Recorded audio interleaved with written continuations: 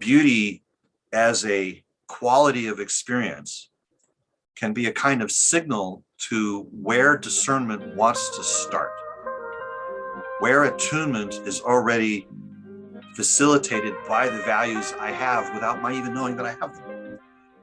All right then, here we are back, 2023. Welcome to Voicecraft. In this episode, Forrest Landry, a philosopher, master craftsman, and among the very rarest of minds, joins the dialogue for the second in the Voicecraft podcast series on the Commons, the first being episode 71 with Michelle Bowens. Forrest has spoken on the podcast before in dialogues with John Bavacki and Alexander Bard, and otherwise you can find his work at mflb.com. I thoroughly recommend that. He's got many unique and profound writings, and you can find links to those in the show notes. Now, following this release will be two events, one open session with the Voicecraft Network and another locally in Melbourne in the first Voicecraft Live of 2023, both of which are titled Commons and the Sacred. To future listeners, or those listening right now, you can check out voicecraft.io/events or sign up to the mailing list at voicecraft.io to stay in touch with what's going on. There's lots to check out and many opportunities associated with this project. Wishing you all very well. Here we go.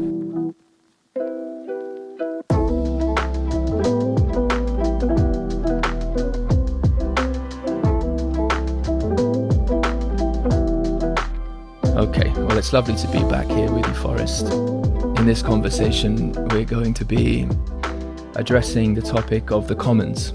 And so, if I speak about the Commons and ask you what its meaning and significance is, how would you begin to speak about it? Well, I have this maybe romantic notion. I begin by sort of reflecting on where that term I have what I believe to have come to been its usage.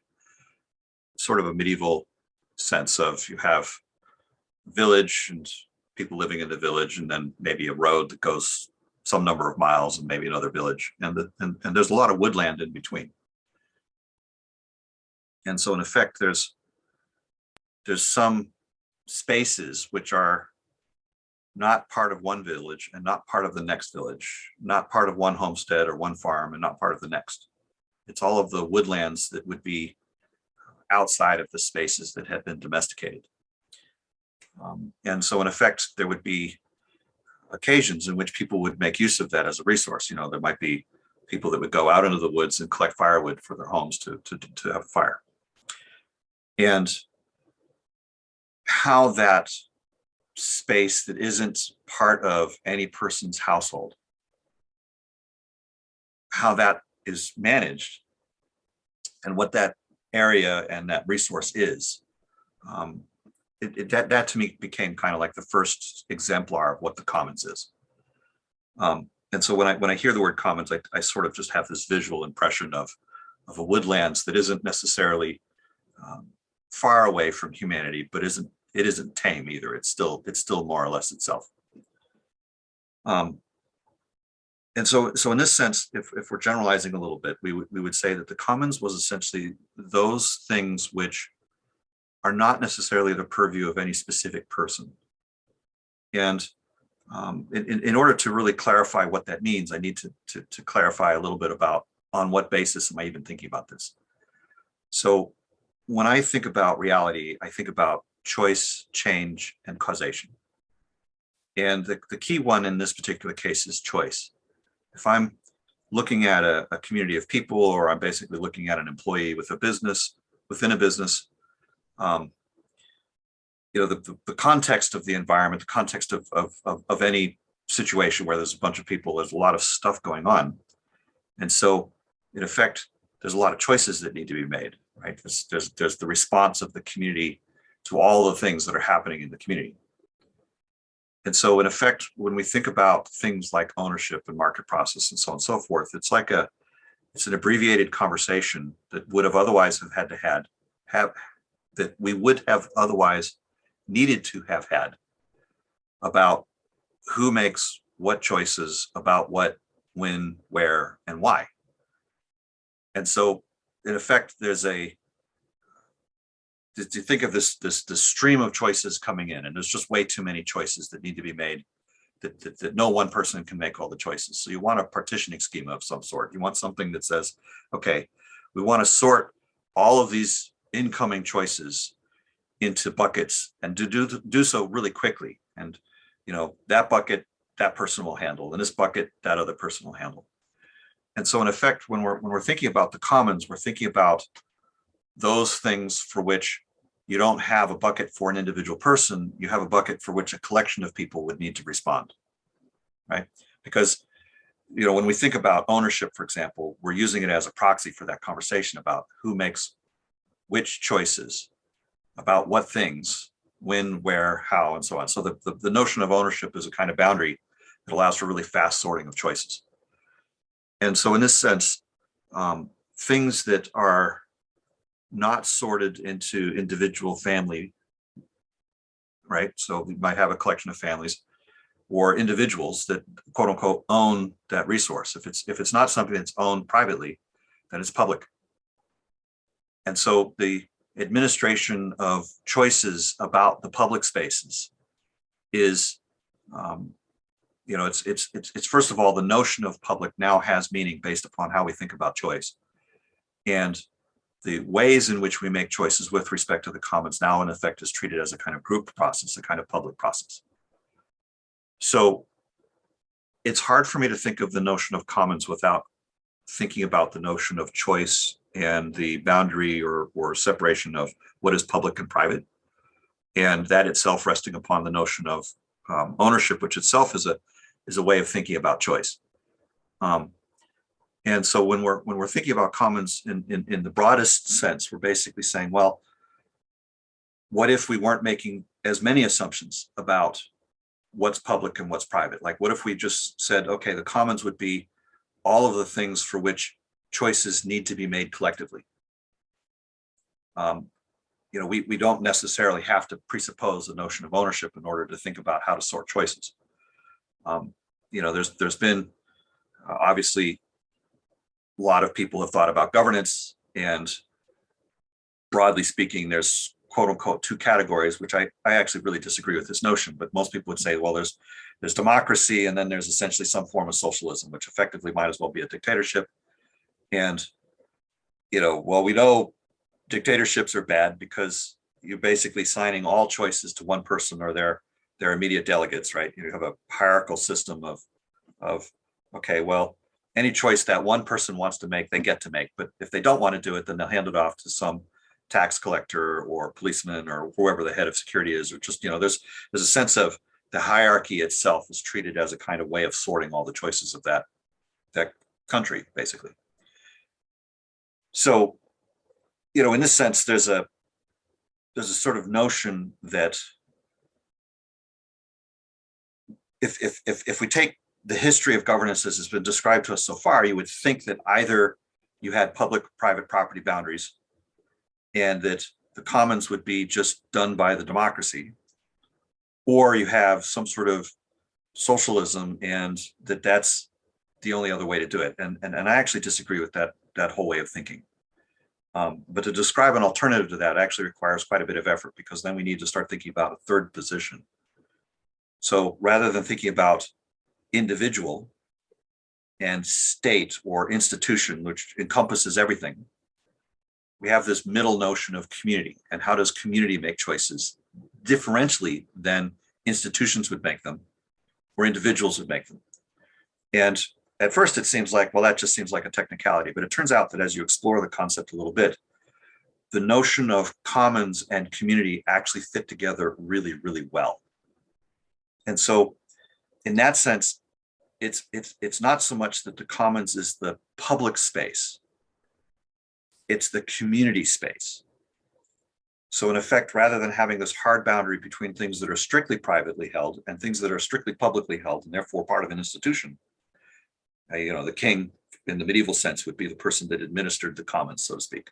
But in the modern world, we have this notion of community as being a way to make choices at moderate scales that doesn't necessarily get caught in the issues and problems that are associated with private ownership, or in this particular case, socialism, as everything is made public and nobody has anything. And the world is very familiar with all of the issues associated with both private ownership and hyper individualization associated with, countries like the United States, and the hyper socialization associated with, well, basically look at China and Russia for quote unquote quintessential examples. And so in this sense, to have an alternative about how we even think about the commons actually becomes kind of important to have the conversation. Yes. Yeah. Well, thank you for that. So I thought, as a way to lead into the next question, I could share a little bit about some of the ways I've been thinking about commons, just in terms of a couple things, and see what you think about it. Because I have found a use for the concept as something that has more of a metaphysical basis. Now, of course, I understand what you're saying is very much coming and informed by a metaphysical basis. But what I notice is, and in previous conversations I've had about this as well, terms like socialism, capitalism, democracy, or variously systems of political economy become one of the domains that the concept's used in. Very, very important, of course, and necessary to engage with.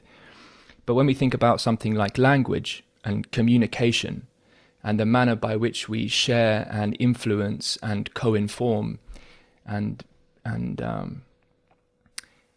cultivate that context, that field of interaction, there's a sense in which there's a very much a deep similarity and a sameness to what we're speaking about. And I've found that to be, from a phenomenological perspective, a profoundly helpful lens. And so I could say more things about that. And as you know, a lot of my work is about developing contexts for communication. I'm curious as to how you'd think about communication in the context of commons, and whether or not that might feed into the extrapolation of your thinking about the term in general. Oh, I feel very strongly that you're agreeing. I mean, it seems there's a strong congruence, at least as I'm experiencing it, right? There's this sense of language as being shared. Nobody owns the language, and it's not an institutional thing either, right? You don't have, maybe France has a kind of, this is what we're going to make French like, but English, for example, is kind of this hodgepodge of all the stuff that comes together. And so, there's no authoritative body that's going to decide a word means this, doesn't mean that, and so on. So in effect, language and art and music and, the kinds of things that become narratives that hold a community together. And I need to be a little careful when I'm saying art particularly, or music particularly, because a lot of times the artist is going to feel that they have some sense of propriety or ownership of the intellectual property, so to speak. But language itself is a much better example of commons, because it is inherently a between thing, and it's held by communities. Like culture, for example, is not something that any person owns, and it doesn't belong to an institution either.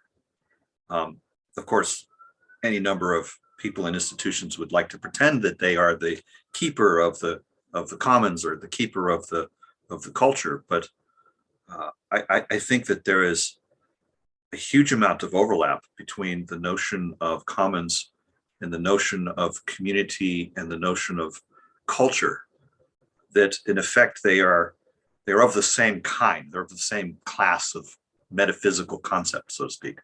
And by metaphysical, I'm just simply saying, to some extent, not an object I could point to. Like I can't point to language, it's not a thing in that sense. But that word of meta being beyond physical is not really trying to point to anything new agey or anything like that, or even academic. It's just merely mentioning that there's a kind of virtuality associated with the concept. So I think my first just sort of notion is like just the complete acceptance of what you're suggesting. Right. And so I'm really interested to hear your thoughts on this. So for the last few years, when I've been thinking about, for instance, a triple of commons, the market, and the state, I've been thinking as one way to sort of grapple with it that the commons, and I'm curious about this, the commons might be understood in terms of anti-rivalry, the market as the right sort of place for rivalry, and then the state in terms of non-rivalry. I could say a little bit about that. I mean, there's a sense in which, obviously, from the perspective of language and the energetic context that we participate in. I think it's good, actually. I mean, first of all, just even having said rivalry for market, anti-rivalry for community, and non-rivalry for state, that makes sense to me. I feel like just straight up, that sounds correct. Right. To clarify some of the language that I might bring into space, so that as conceptual tools, other triples that to my mind feel aligned with what you're describing. So I work a lot with the triple of nature, humanity, and machinery. And so in this sense, nature would be the commons. Humanity would be basically the notion of how we hold the notion of culture and community, for example. And machinery would be all the systems, i.e. things like the state, or things like technology, for example. So in that sense, from my perspective, from an axiom 2 perspective, drawn directly out of the metaphysics, we would say, well, there is a flow in the sense that humanity depends upon nature, right? And that's a dependence on. It shouldn't be an extraction from. So in other words, humanity currently treats that nature would be something that it could just use as the word resource, for example, is actually a very arrogant kind of heuristic to start with, right? It's like saying, well, I'm going to think of nature as being a non-living thing that I could just go out there and grab whatever I want. And of course, to some extent, you can't be too adamant about it, because animals, for the most part, will eat plants and will drink the water and so on and so forth. And obviously nobody's paying, the animals aren't paying each other for that. But then in their own bodies, the heart doesn't necessarily find the lungs or transact in some sense there. It's like there's just an organic system. But the relationship that humanity has to nature is not one of reciprocity. It's one of just taking. And so I find myself kind of uncomfortable with the imbalance of that. Yeah. Then you have humanity basically being the substrate upon which machinery depends. And again, we have this hubris to think that the machinery is going to continue to serve us, and that every machine that we make is going to be providing to us. And that's just not so. I mean, it's already the case. Most people have noticed that industrialization and large institutions, whether they be businesses or governments or even academic stuff, certainly medical, is very much in the space of taking resources out of humanity and putting them into, institutional forms, which effectively mean dollars and bank accounts, cryptocurrencies, and things like that. So there's a sense here in which humanity is providing life to machines, and the machines aren't alive, so they don't really care for the life. They just take the patterns and the atoms and the bits that some market thing has designated as being valuable temporarily. And there's no feedback, there's no support from machinery to nature. And there needs to be, right? Because right now machinery is polluting nature, humanity is polluting nature. And so there's a sense of highly unequal balances, and some of the flows being in the wrong direction.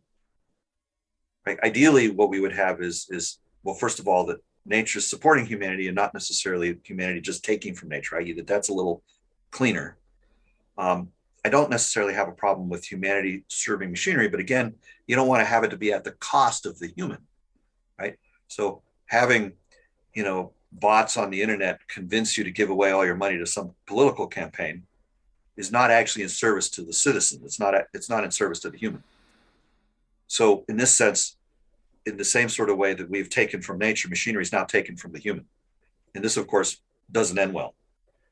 But in that same sense, that we could have it be that the relationship between nature and the human, although somewhat asymmetric, is still reasonable. We could have the flow from the human to the machine still be reasonable, and to have the flow from the machinery to nature now actually be the reason that the machinery exists. So if it's not going to serve us, have it serve the wild, have it serve the organic world, because if it does that, then there's more nature to support humanity, and humanity can be more available to make the things that clean up the pollution, to make the world more vibrant. Like, rather than just doing desalination for the population of a city, I'd love to see 2 or 3 extra desalination plants to pump water into the middle of the desert and turn it into a rainforest, basically. And that would make the whole world healthier, right? Can we turn the Sahara Desert back into a green space? Well, actually, there's nothing preventing us from doing that. With technology, we could basically make a few extra mountains, just a bunch of skyscrapers, really. And that directs the airflow so that the moisture collects a little more. And now you've got rainfall as an actual possibility, seeded a little bit with some sort of, good design as far as landscapes that have water retention features. And now all of a sudden you start to have like a space that can produce new crops, or just let it be wild. I mean, frankly, the oxygen would be worthwhile. So there's a sense here in which, just in the triple of nature, humanity, machinery, that we can see that same dynamic occurring of where things can be rivalrous, where they should be anti-rivalrous, and where they can be non-rivalrous, right? The machinery is going to be non-rivalrous. The humanity, well, largely speaking, we tend to be rivalrous with one each other, but nature wants to be anti-rivalrous. It wants to be, the kinds of robustness that basically means that even in variation of, season and drought and monsoon and all the rest of the stuff, that it's still healthy. So that sense of robustness is again now showing up in this other triple. I'm sorry I'm going on so long. Let me introduce the other triple and then I'll stop. I work with the triple of sustainability, evolution, and consciousness. And again, these are overlapped triples, right? So for instance, when we're looking at the marketplace, we're seeing a kind of evolutionary dynamic, right? Where we create new products, we try to solve problems. There's things that are developmental that happen in the marketplace. The marketplace is treated as a kind of system for evolving new inventions, new things that are maybe useful to humanity.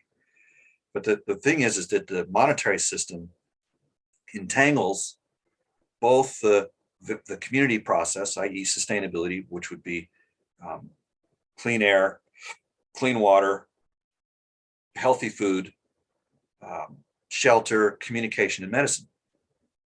And so in effect, if you make those things which are necessities of life, subject to artificial constraints due to scarcity, because the only tools to solve problems are marketplace tools, then you're not doing sustainability very well. And similarly, if you take the system to try to basically figure out how to solve problems in the space of conflict among individuals or corporations, contract law issues or fiduciary law issues, or some sort of congressional thing or constitutional law, basically, that there's a situation where you need to have a way of selecting for those sort of critical choices, i.e. people's lives are on the line. What is genuinely the best choice, right? So there's kind of, in the sense that evolution represents perfect changefulness, right? Evolution is about change and meta change and higher orders of change as evolution progresses. And sustainability is a kind of an absence of change. If it's changing, then you're not talking about sustainability, you're talking about something that is other than that, basically. And these are just almost tautologies. So between change and changelessness, you need something that is a kind of conscientiousness to select for this circumstance. Do we emphasize sustainability or do we emphasize evolution? And this isn't something you can automate, right? If you were to create a algorithm to pick in that situation, you'll quickly discover that an algorithm is itself a fixed thing. And so in that sense, it's already a kind of presupposing of the conclusion that sustainability is the be all and end all. But on the other hand, if you make the algorithm self-adapt and you get some sort of AI system and so on and so forth, then it'll emphasize the hell out of the evolutionary kind of thing. And that evolution won't include you. It won't include what we would consider to be organic life. And so, that which does not support life won't live for very long. And so in this sense, we don't want to have a world that's made of machines. So we need to actually have human consciousness in the place of governance, not technology. But the entanglement of the monetary system would, first of all, if you have people who are really successful at making evolutionary process work, then you have that effectively decide what happens in sustainability space. You have one person with a mansion and everyone else living on the street. Whereas if you have the financial system and the inventiveness entangled to the justice system, what I would call the conscientiousness function, then again, it favors the evolutionary thing, but at the cost of any amount of reconciliation of things that actually matter. So in this sense, that same sort of way, we're noticing that the way in which rivalry, anti-rivalry, and non-rivalry show up is crucial, right? I can have rivalry in the business world, but I want anti-rivalry in the sustainability world, right? I want that to be healthy and robust, families to actually be in healthy communities in a healthy planet. And the non-rivalry wants to be happening at the sort of conscientious level, because it's not that evolution and sustainability are against one another. It's that you need both in order to have life. So there's a sense here in which these triples interlock, and by understanding the constellation of the triples simultaneously, and this is where you get into that. I don't know if this is the kind of thing that other minds can do, but my mind can do this really well, which is to hold these triples in conjunctions with one another and to gain insights about the nature in which we can understand governance and business and humanity better, or sustainability better, for example, or the ways in which nature, man, and machinery need to interact, right? There's a sense in which we can now start to clarify questions about how do we make choices in these spaces of what is effectively becoming increasingly broken systems in the world. The marketplace process that we currently have can't make choices about the long term because it's based upon evolution. It doesn't have sustainability as even an aspect of it, right? No marketplace can really account for anything that happens more than maybe a dozen years away. But for example, the AI or AGI, artificial general intelligence safety risk is that it won't kill you today, but it'll kill everybody in a few hundred years. And that the process that's driving that is inexorable. And so in effect, we have to not do the bad thing, even though in the short term, it looks great, right? From a business cycle point of view, this looks like it would be awesome. But from a reasonable sense of long-term meaning organic health long-term, not artificial machinery takes over the world long-term, which is essentially a bad outcome. That is catastrophic risk, actually, like in the sense everybody dies and we don't get uploaded into some, utopian fake world, right? When I hear people presenting ideas as if that sort of transhumanism has any possibility of actually working, it's like, you guys are crazy. It's an actually ridiculous notion. And proving that, of course, takes a little bit of effort, but it's worth doing if there's doubts about this sort of thing. Well, yeah, absolutely. Well, let me say one or two short things here and then pass it back over to you. So the word resource is an interesting word because so often it is used in the context of how can I get those resources to do this? And it often is instrumental in that regard and can tend toward extraction in the context you mentioned. But if we slow down, and this is using language in some, so we had a conversation as a community the other month, and it was with a woman named Laurel Erica, and her purpose in the world. She sort of sees herself as a kind of fairy godmother energy, trying to tune up language in the sense of invite people to recognize how language can be beautiful. And she didn't mention this word, but that context is present in my mind. And I hear slowing down and thinking resource, in a sense that feels a lot more like rejuvenation, in a sense that feels like the kind of returning to the well for spiritual process, and drinking that water and appreciating, in some sense, that I suppose would be an essence of sustainability that one participates with, that makes possible the ongoingness of appreciating life. And so the reason I'm saying this is because it seems to me as though there are experiences, there are moments, there are contexts in which we can come to recognize what it is to maybe interact in relationship, what it is to be in dynamic touch with the world that is that fits in a way that seems reciprocally beautiful, right? Reciprocally amazing. And that shift in how we bring consciousness to language and communication, and how that can reorient perspective, seems to me a really worthwhile element to consider in the context of the kind of basis that supports community and supports the co-creation of that sustainable context. And so when it comes to,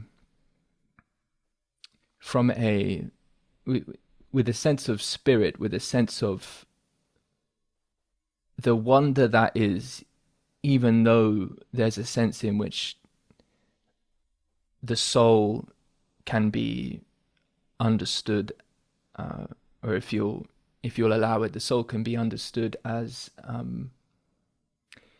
denoting some essential unicity, which from another angle might be felt at times like a kind of aloneness. The wonder is that we can reach out and we can know and be with others on the way.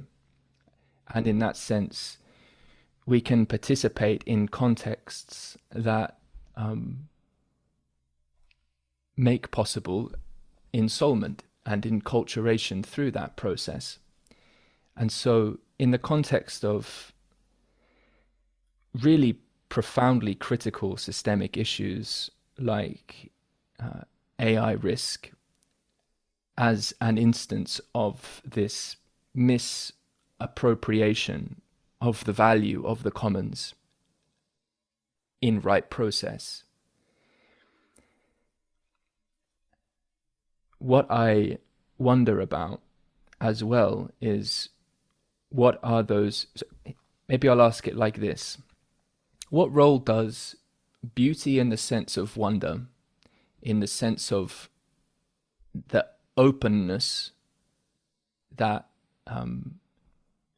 that the kind of experience of beauty with others can afford, that becoming more conscious of how we are entangled, where we might instead want to recognize a more of a involvement in sustainable process. You see what I'm trying to include some way of, one thing I seem to return to doing is, in what way can this more phenomenologically affective language offer a inroad and a weaving connection with the criticality of systemic pattern? Because I know you, Forrest, as someone who speaks from a depth of profound care, and it comes very much, I mean, it's, you know, the inside out perspective is there and the outside in perspective is there. And so what role can communities, can efforts toward creating context that affords the broader coming to consciousness about these issues, what can that look like? How can we do that? These are questions I'm always asking and taking them with massive humility, because it proceeds in some important sense in one moment, in one relational context to the next. And I can only be with souls on the way as appropriate as I can in that context. Now, of course, that's not the only thing going on. We share transmission, and we in some sense project things into the future, and all of this. And so it's not only about the moment, insofar as one values something like text or the home one can build that is presumed to provide some measure of security from the elements for some number of years. But it's that openness to be in presence with that consciousness about what is common to us as organic life that is the source of value itself. It feels like there's a doorway of perception that can be settled into, you know. And so that's where I'm kind of coming from, and I just wonder how you reflect about that, and maybe how you feel that might or might not be relevant in the context of communicating about the value and importance of the commons. Well, first of all, I appreciate your saying all that, but if I were to sort of just start off as to what I hear is kind of the essential question.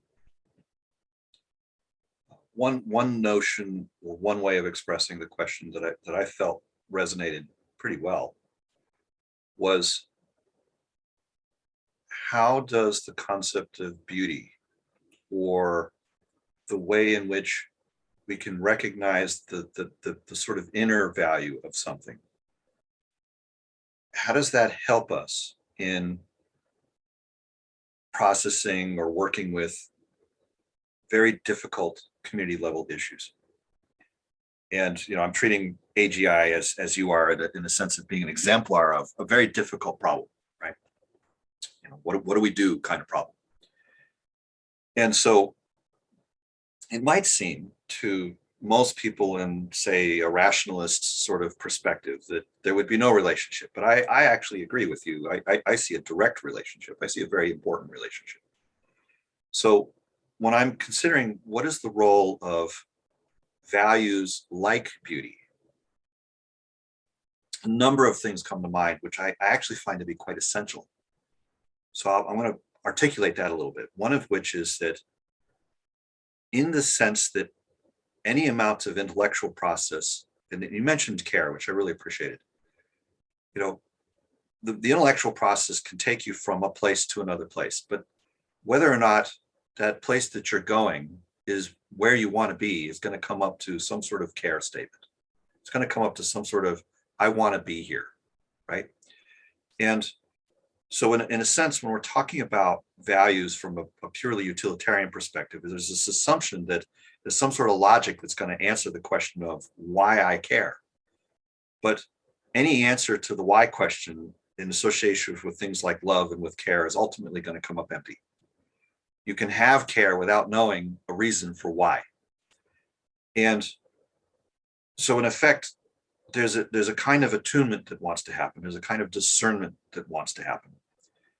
It's not so much that reason is going to be the answer to the question. It's like, if I'm trying to figure out what do I care about, asking the why questions isn't necessarily going to be an answer to a what question fundamentally. Right? It's the wrong kind of question. If I need to answer a what question, I actually have to ask what questions. Asking and answering why questions is not going to get you to an answer to what, any more than it's going to get you an answer to how, right?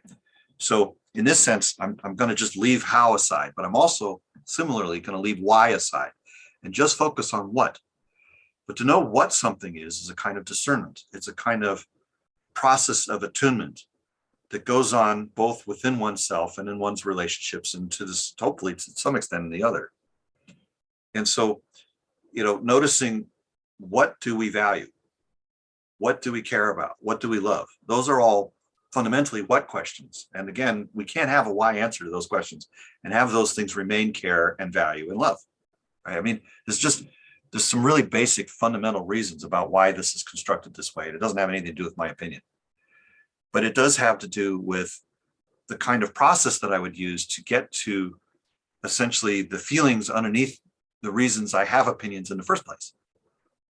So there's a sense in which beauty as a quality of experience can be a kind of signal to where discernment wants to start, where attunement is already facilitated by the values I have without my even knowing that I have them. And so in this particular sense, if I'm trying to solve a problem with another person, so say there's a community, there's a bunch of people, they're all trying to solve a problem together in some sense, because they have to. They can't do it. No person can do it by themselves. I mean, they might have enough asymmetry that some person believes that they can, but ultimately nobody's able to do very much in this world with just one body, right? So in this sense, some amount of cooperation is happening. Whether it's noticed or not is another question. And there's a notion here that if I'm wanting to do the kinds of problem solving that is a kind of process that involves a community dynamic, then I need to not just treat the conversation as some sort of logical exchange to try to identify where mistakes might have been made in one or another person's thinking. It's more along the lines of, do we, not just me, but us together, even know what we care about? So in that sense, there's a reflexiveness that is happening internally, externally. Inward, I'm distilling in myself, what do I care about? I'm learning those values that other person has. And that acts as a mirror for me to help me to know what values I have, because it's like, as soon as they mention I value X, it's like, oh yeah, actually, now that you mention it, I do too, right? And there's a sense in which we can build on one another's discernments through a quality of attunement. And so you might, someone that's listening to this might say, if they're coming from a particularly rational perspective, it's like, oh, that sounds all weird, but actually, if you don't know what you care about, you don't know what you're doing reason on. And moreover than that, it's actually about trust. Like, if I'm noticing that the discernments or the values are in my attunement with you, I'm noticing that you're coming from a place of very short-term focus, very me focus and not other focus. The kinds of things that some people might do trust hacking and say, well, I care about the birds and the trees, but when you look at what they actually do, it doesn't show up that way. There's a sense in which, through the quality of my discernment and attunement, I can assess the quality and attunement and discernment that you have. And through that, I can essentially learn that a person has a depth of awareness of what matters that I could relate to. And if I notice that you're really, really discerning about something, I'm going to basically be like, first of all, wanting to come into resonance with that, because it's going to help me to learn more about what actually matters. And secondly, it's going to engender trust. There's a fundamental thing here that, if the people don't trust one another, then the problem solving skills ain't going to matter, because a person might come up with some logical answer and they say, hey, I have argument X, Y, and Z for such and such being true. But unless you're like equally smart to trace every step of that thing, and even then you don't know from whether those premises are true, whether there were other arguments, maybe you overlooked some step. Like, the other person basically constructed this really clever way to do divide by 0 and turn it into a proof of 1 equals 2. Okay. Now, I'm not making this up. You can find this on the internet. Like, there's a proof that 1 equals 2. If you ignore the fact that divide by 0 is an illegal step, right? So unless, you have trust, you're not really going to believe that person's argument makes sense, because there could be some flaw like that you just have overlooked. If you have some thing in the argument where there's a a statement that's part of the proof that just doesn't have any truth value to it, then the rest of the proof isn't going to have truth value either. But it can be really hard to see that. So in effect, I'm going to be more interested in conversations where I know where the come from is in the choice making that the person's making, so that when we're evaluating an argument, we're evaluating it together rather than each of us competing against one another to see who could fake out who else. And so in a sense, it's like, it's easier for me to trust another person to some extent because I can see the attunement with which they operate. I could see the level of discernment with which they operate. I could experience that in a firsthand sense, and therefore know what they care about and feel the alignment of that care, and therefore feel that there's a sense in which we're working on a problem side by side rather than fighting out the now contest being a new problem. So in this sense, I personally find that the skill of attunement is a precondition for trust. And where does the skill of discernment come from? Where does the skill of attunement come from? Well, hopefully it came from your relationship with whatever parental figure you had when you were growing up, but it may also have come from an actual experience of nature that is beautiful, right? There's a sense here in which the unconstrained, the untamed, right? I was in a conversation with someone the other day, and they basically had a notion that wildness meant flailing around without control. And it's like, no, if I take a picture of woods and it's wild and there's, foxes and stuff running around in there, they're not just flailing around, they're doing their thing, right? It's the tree's doing its thing. It's not just all of a sudden blowing up or blowing over or anything like that. It's got its own integrity, but it's not controlled by humans. It's not controlled by something which is an ownership relationship. It's not controlled by domestication.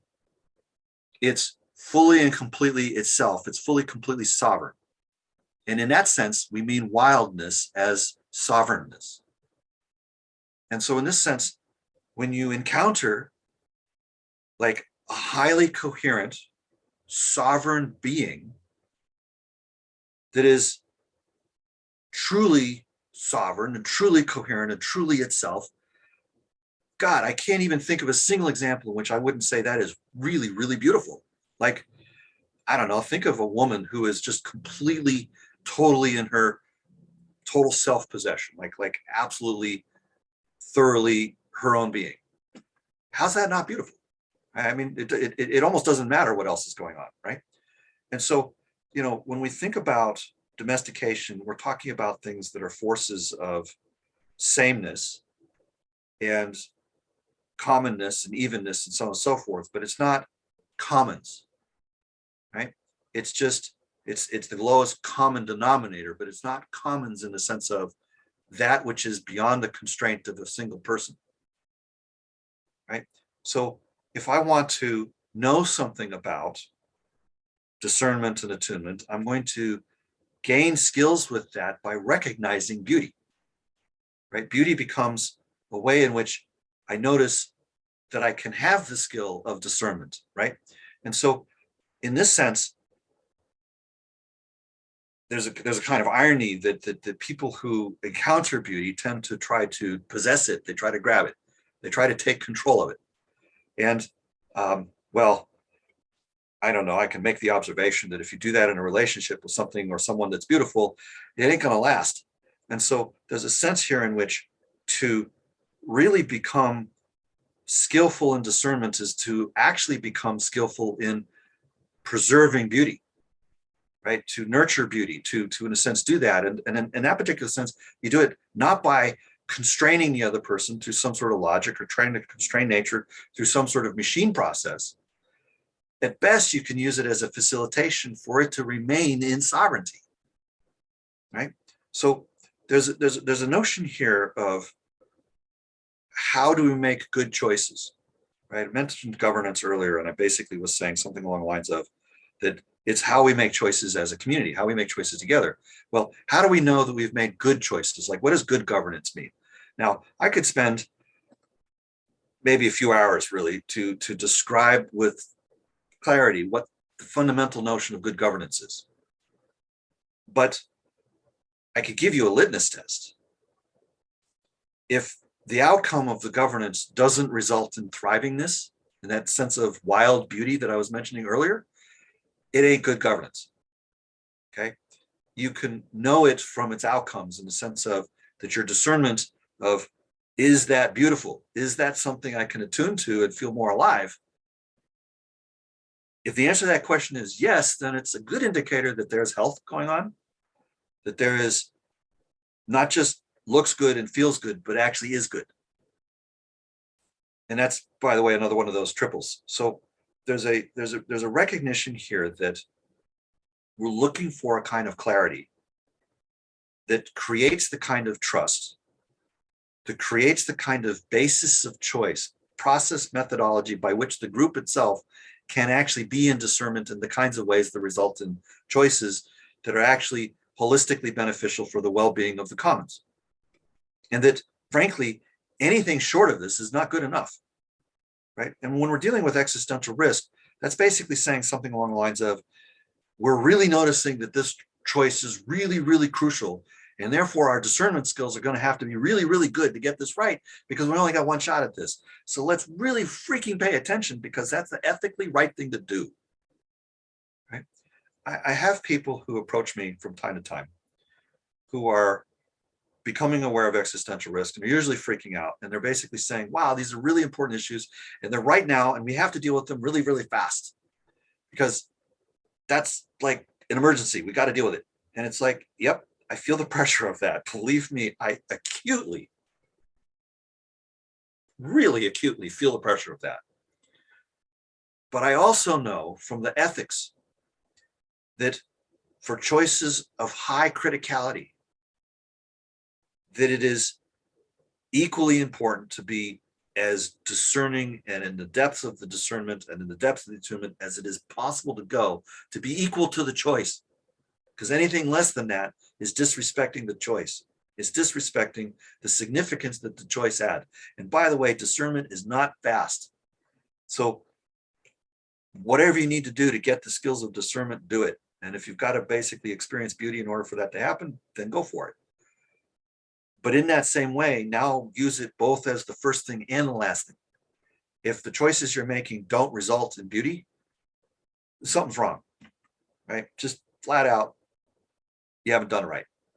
So in this sense, it now becomes the case that understanding the relationship between beauty, discernment, truth, trust, and community process and choice is, if anything, maybe even more essential than getting the logic right. Right? If I don't have the what question answered, I sure as heck am not going to be able to answer the why question next, and to be able to answer the how question at all, right? If I don't have a sense of the why grounded in the what, I'm not going to have a very good how. And that's basically the response to existential risk. Well, therefore, well, we don't know what to do because we haven't done the discernment to figure out the what yet. And once we learn the discernment about what it is, we can figure out why that matters if we want to, but we're also going to learn the tools of how to do it. And honestly, this is baked into the nature of being. This isn't something I get to choose. It's about the nature of choice itself. And so in that sense, I'm really, I guess, suggesting that we get very skillful about doubling down around the spaces of create beauty, create nurturance, create the kinds of things that we could say beautiful culture and mean it. And to be in support of that rather than to try to extract from that because, oh, by the way, everybody in the world is trying to figure out how to be a better parasite. That's what capitalism and commercialism is. It's a parasitic process. That's what profit is. So in this sense, we can continue to play games thinking that we have reasons for doing the things that we do, but actually that entire notion is ridiculous, right? We've got to get to the point where we understand something about the what from which we move. Understand and know the nature of the human. Know the nature of like where your own ground of being comes from so that you have a sense as to what really matters and a sense of values. And these aren't virtual values in the sense of dollars. It's more like sense, as in common sense.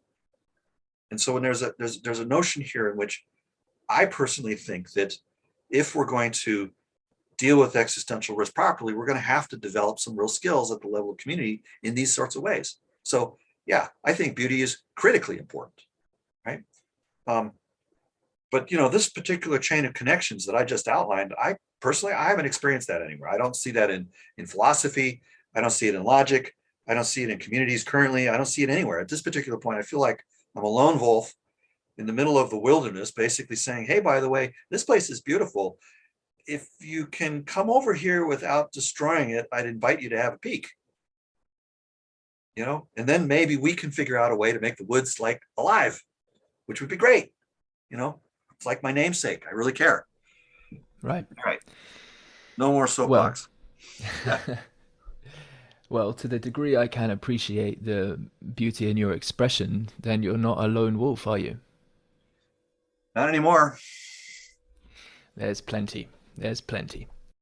But I hear you.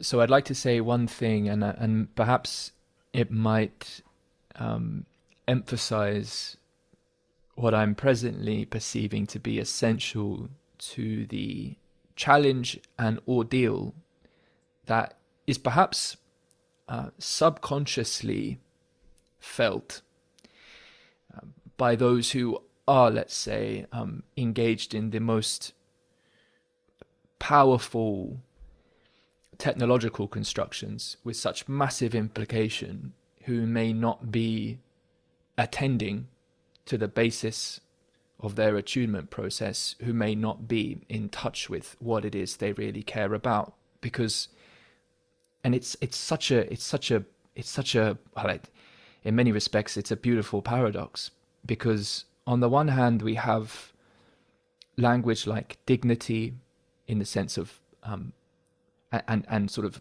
birthright in the sense of, and again the language of the soul, that it is, I think, in as you mention or intimate, an essential quality of the nature of being, that we can know valuing, that we can love, that we are involved, that we are that which cares. But to have care, to appreciate beauty, is also to be in touch with the possibility of not meeting a mark one might set for oneself, of feeling and seeing or being sometimes punished for caring, sometimes not welcomed by others for various dynamic reasons, not welcomed by others to share what one cares about. There is, in some sense, the price, the cost of caring can be perceived to be one of a certain form of loss. And so there is this also speaks in some sense to the essence of a kind of tragedy. Not tragedy as something ugly, but tragedy as the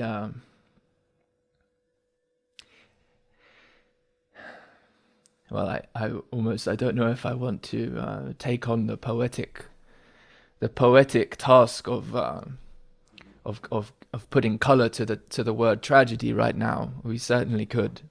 Of course, we have narratives and we have our stories, and there have been plenty of experiences for me this year, and as we all experience over the course of our lives, which,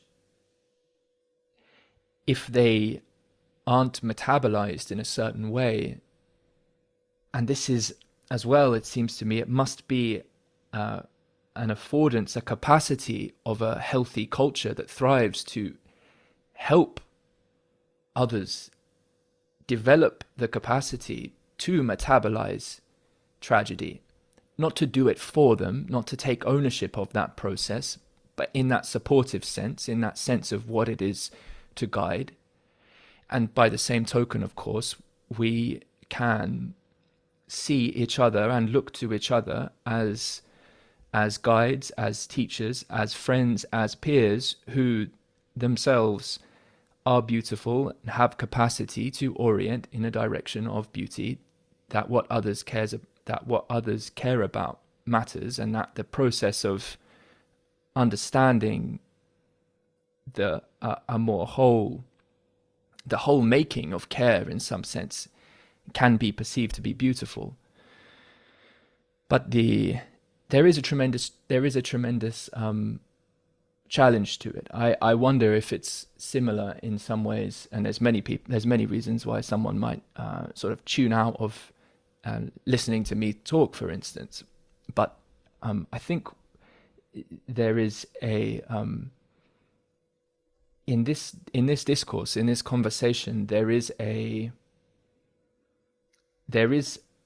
certain kind of weight, and maybe it's the weight of a key, that can unlock a way, and yet there is a weight. And so considering this then, and this would be an angle on how I see what I've felt a dedication to in terms of work in the world. It's often a return to the question, how can I contribute with others to the creation of contexts where that communicational channel can, with more wisdom, or come from a wiser basis of affording an opening and a reciprocal opening of that way of understanding, which makes possible the being together in orientation toward beauty and from beauty in some sort of sense. And so anyway, maybe this is me after sitting here and listening and appreciating and valuing very much what you're saying, Forrest. This is an opportunity for me to enter into that process myself and return to a place in this context where I am here to at least ask some helpful questions. But go ahead. I'm sorry. I was going to say, I hear the question of something like, how do we do group process that facilitates discernment and attunement? And yes, that's one of the questions. Just to add one piece on, it's something like I am wishing to ask that in I suppose, like some sort of, I want to ask that on the pulse of this moment, because there's a sense in which I could have asked that question 4 years ago, 6 years ago. There's been lots of learning since then, and I'm trying to consider this in the context of the criticality of, for instance, how you and I, how in a broader sense we, and there are others who I would step forward for sure into this we, what would because this is what I'm trying to do in some sense, I'm trying to create a context where it would be possible for those who are in more of those influential positions when it comes to moving the puck, moving the ball on the creation of, for instance, AGI, how on the pulse of this moment over the coming year could we move into that context where those types of people, where those people could be progressively welcomed in to modes of perceiving together in ways that would really afford participating in understanding what it is we're talking about, but also we're sort of pointing at what would then become a basis from which to sort of have discernment about the also the why and the how. So it's partly a general question, but I am wanting to bring it to the pulse of where we are now. We've known each other for a few years now, and so that's how I'm feeling about it. Well, if I hear the question as how do we work with people who are in the space of highly symmetric influence? Either they're really wealthy, or they're really famous, or they have unusual skills and capacities because of whatever reason in technology. And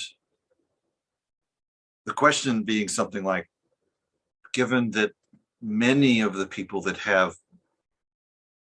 through a kind of willingness to take whatever extreme measures needed to win at all costs, right? The people that usually find themselves the winner of the game when there's tens of thousands or hundreds of thousands or maybe even a billion people playing, that, you know, to distinguish oneself out of a million people or out of a billion people is not trivial. That's essentially commit life all process to it.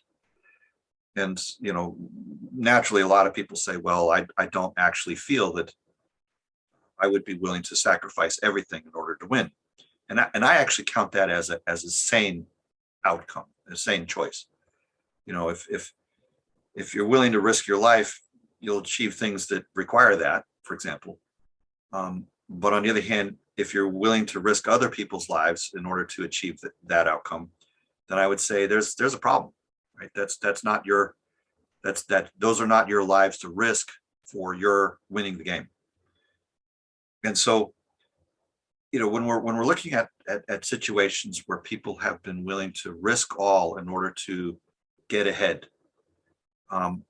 there ends up becoming a kind of means ends paradox that's sort of built in. There's a kind of habit built into that. And so when we're looking at integration of that kind of thing that was starting from a position of essentially perfected judgment and converting that to a perspective of attunement and discernment, particularly when the attunement that they would be happening would be mostly with literally everybody else who, as a result of their actions in one form or another, are actually in pain. I'm reminded of a conversation I had, I guess maybe a couple of years ago. It doesn't feel, I don't know, it feels like a while. It feels like at least months. And it was essentially a gentleman that was approaching a wealthy person, you know, in that local community where that person also lived. One was poor and the other was rich, and the poor person was asking the rich person for proceeds to do a project. I don't remember the specific project, but it was something in the space of like providing food for a shelter kitchen or something like that. And there was this wonderful moment in the conversation, and I was hearing the narrative of the conversation. I wasn't present at the original conversation, but it was essentially, he said, well, I got to the point where I was basically saying, why am I begging you for the money you stole from us?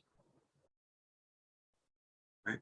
What gives you the right to even decide that this is or is not a worthwhile thing for which to spend money? It came out of the community. Give it back, right? And you know, I really appreciated the clarity of that remark.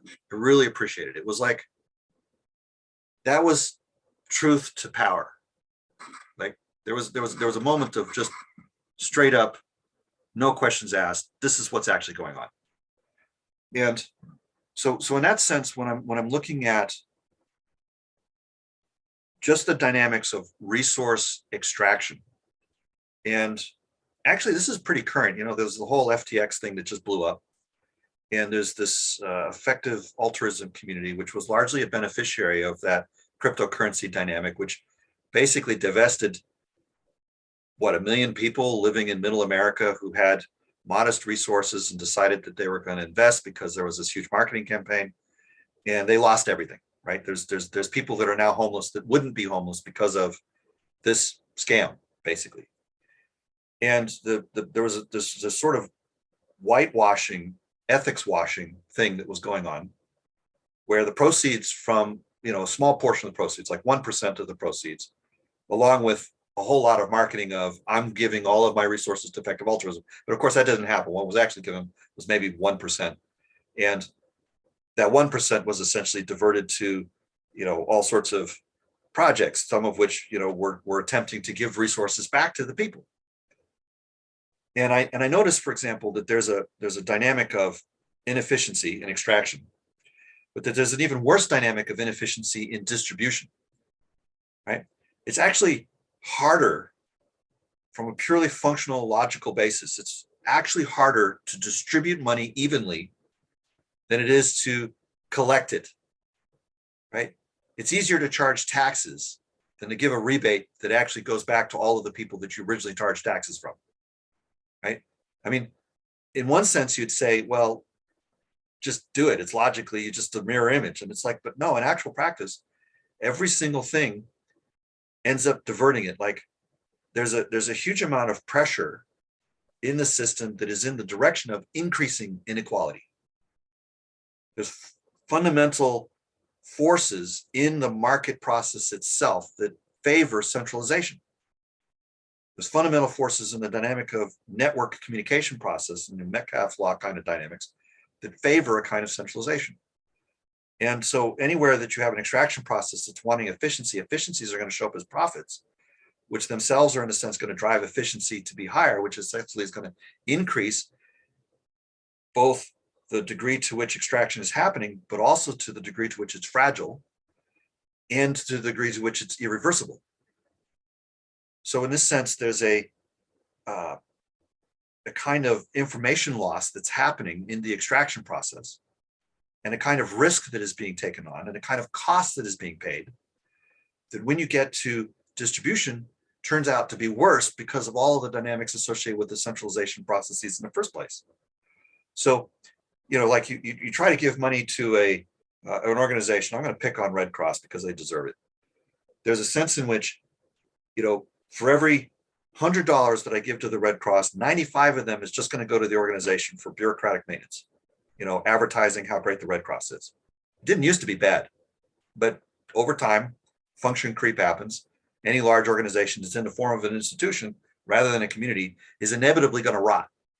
And so you just got to wait long enough and it will for sure happen, right? So then you have a situation of a community that has, an institution that has diverted 95% of the incoming proceeds to not the function of distribution to the places that it needs it, but to internal organization. So, okay, let's be super charitable and decide that, well, let's see, they spent all that money on organization. I'll bet that organization is super tight, super good, that 5% that gets through to the community for which that, they're trying to do relief for hunger or recovery after a tsunami or something, right? And there's a situation where there's 5% of the money, $5 shows up on the ground. But then you discover that the local warlord takes it, or it gets diverted into a miscellaneous project that actually has no impact on the well-being of the people that are there. In other words, the distribution efficiency of that process is actually as if it was without any governance at all. None of the organizational capacities of the 95% that were diverted into Red Cross as the organization actually got applied to figuring out the best way to use the 5% that got through. All right. So in this sense, I'm just pointing out that integration of highly asymmetric people into a process of trying to give back to the community is going to be coming from such an overload of judgment process, of extractive process, that transforming that into distribution process in some sort of holistic sense is a very non-trivial problem, like extremely non-trivial, like to the point of it's actually easier to focus on the people that are not the person that was the extraction, focus like the ultimate winner, but on the 3 or 4 tiers of people around them, right, who have essentially gotten sucked into this system, but at least understand it somewhat well, although they benefit from it somewhat, but only fractionally compared to the winner takes all person, right? So in this sense, I haven't really been trying to solve the problem of resource distribution because I recognize that if you're solving it at that level, it's already too late. You have to solve it at the level of not extracting the resources in the first place. If you cut the tree down, if it's a 100-year-old tree, planting a sapling next to it is not a replacement for that tree. I'm sorry, it just doesn't work that way, right? Planting 100 saplings isn't even enough because, let's look at it from the point of view of carbon exposure, for example. It's a little known thing, but the first 16 to 25 years, the sapling is actually carbon positive. It's not carbon negative. There's more carbon being emitted by the sapling than the sapling is absorbing. It sounds counterintuitive, but the tree itself isn't actually absorbing carbon into the wood until it's relatively mature, right? So in that particular sense, the saplings aren't the equivalent of the tree functionally, and even as one metric, right? It certainly isn't equivalent in terms of shelter for birds or squirrels, or providing shade, or preventing the ground from drying out, so the mycelia and the grass and all the rest of this sort of stuff is eroding because it's a dust bowl instead of actually like humus and stuff, right? So there's a sense here in which if you're doing extraction and you're taking something from an embodied state into a virtualized state, a fungible state, you've already lost the thing that is the most valued.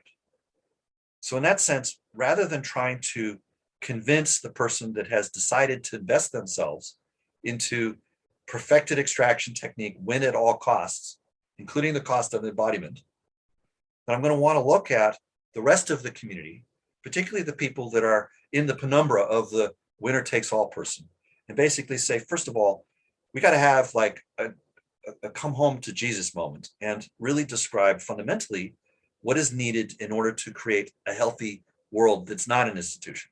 Because most of the people that are caught into that dynamic are doing so because they feel trapped.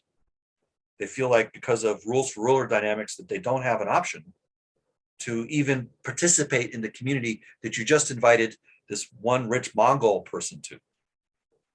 So in that particular sense, I'm saying the invitation is already corrupt. It's already too narrow, right? You want to invite literally everybody else. And in that particular sense, provide the hope to them, the genuine hope that there's a better way. And that better way is through the vehicles of attunement and sovereignty and discernment, rather than through extraction, judgment, and abstraction from the embodied into the virtual, from the in place into the fungible.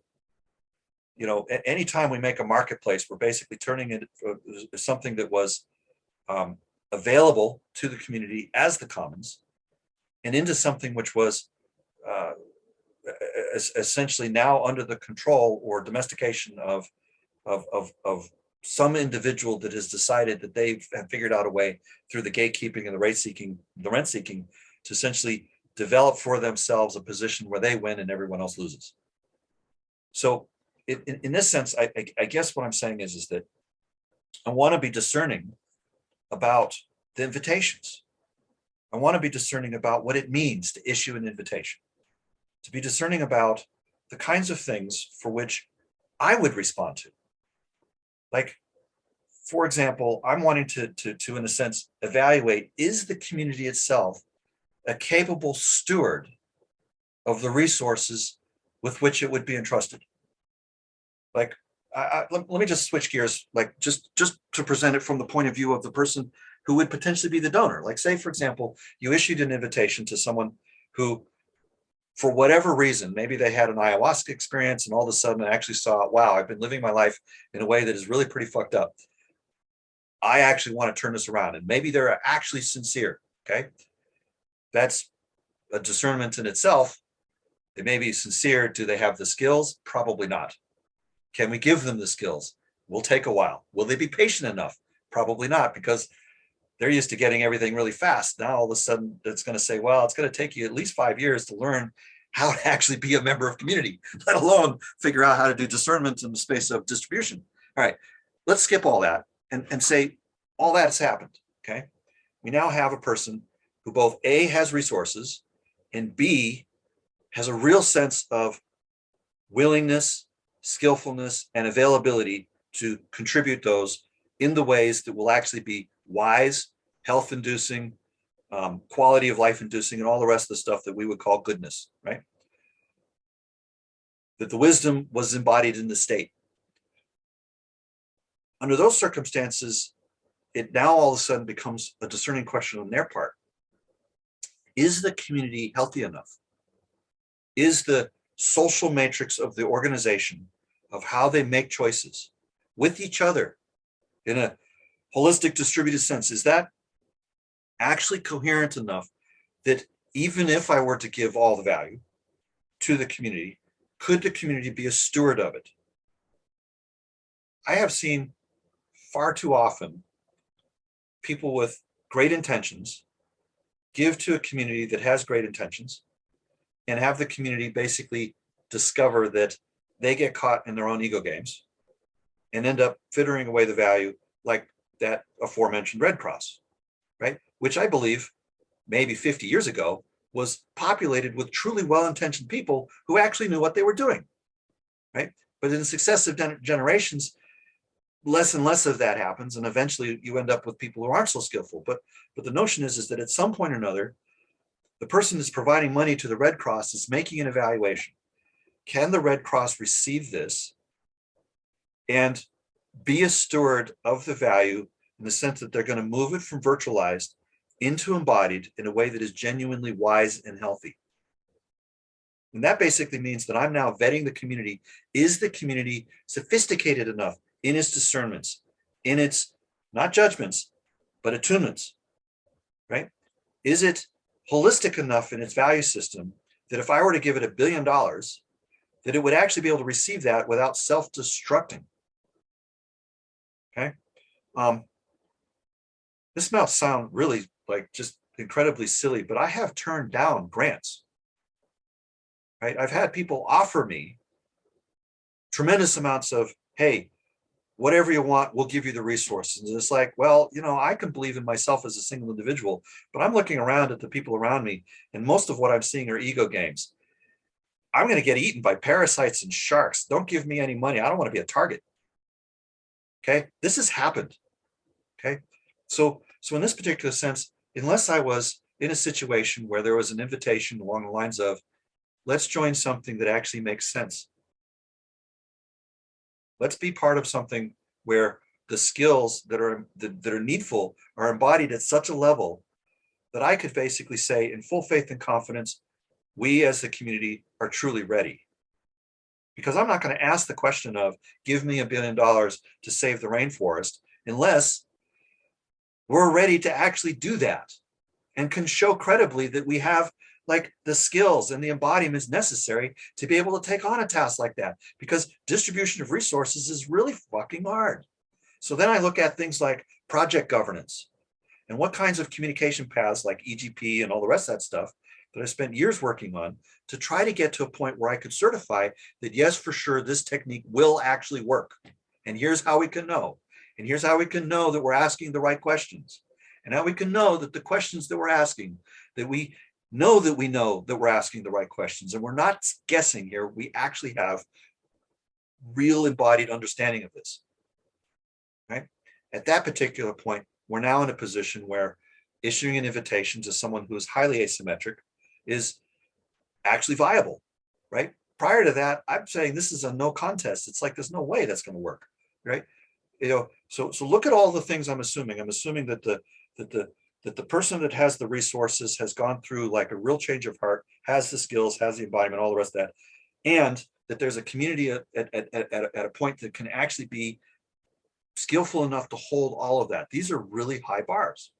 Now, are they achievable? Of course they are. Is it worth doing? Yeah, it's the only thing worth doing, right? Anything less than that doesn't even make sense. So in this sense, I'm speaking very specifically about certain levels of how. If we try to go for that bar on the first shot, probably going to miss. So what do we do instead?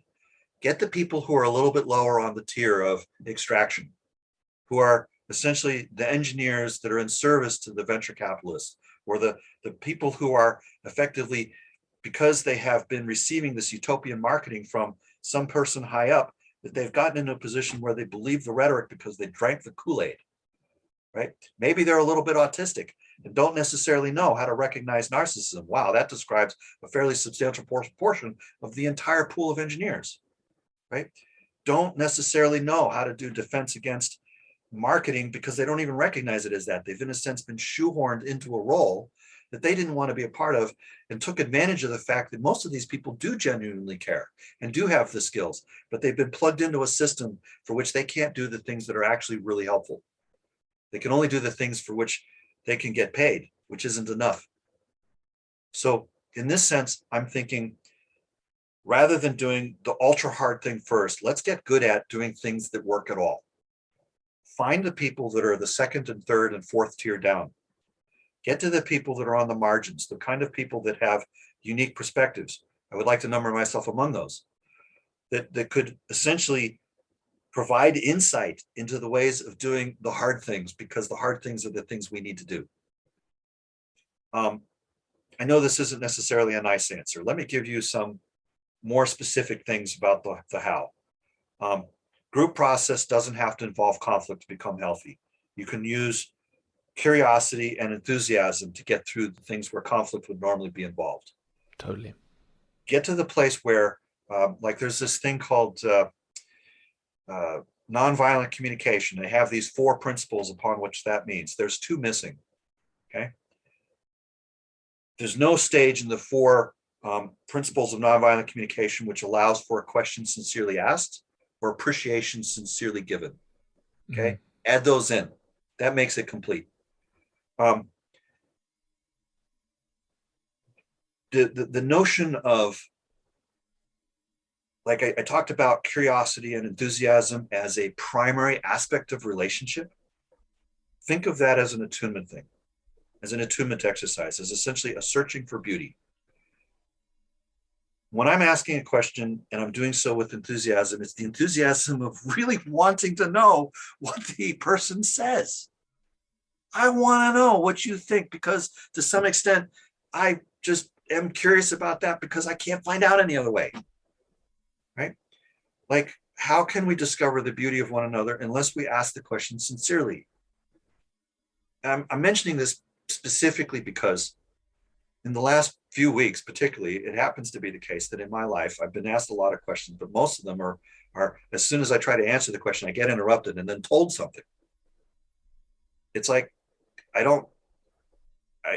let me ask a question first. I want to encounter you, not be like rammed into by you.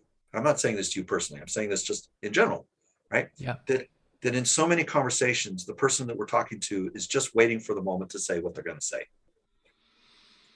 Where's the curiosity and the enthusiasm that's building rather than judging? All right. I have just said a whole bunch of stuff. I'm actually way past my time. I hope that was helpful to you. I know it's heavy, but on the other hand, when you ask questions, I'm taking them as I'm really asking. And so therefore, I really answer. Well, I appreciate that. And I know you do have to go. And there's a lot here that I believe is profoundly valuable and certainly will be to many people who listen and participate in this project and more broadly. For sure, send people links to the website. There's a lot of content there that backs all this up.